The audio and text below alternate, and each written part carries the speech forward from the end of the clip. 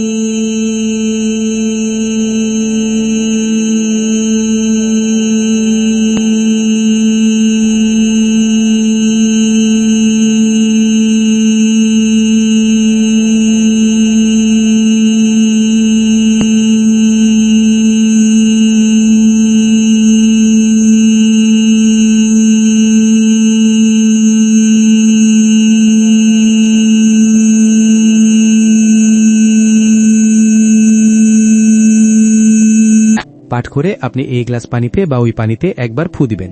তারপরে আল্লাহ তাআলার এই নামটি মাত্র 11 বার পাঠ করে ফু দিবেন। নামটি হলো ইয়া রাজ্জাকু, ইয়া রাজ্জাকু, ইয়া রাজ্জাকু। পাঠ করে 11 বার পাঠ করে পানিতে ফু দিবেন।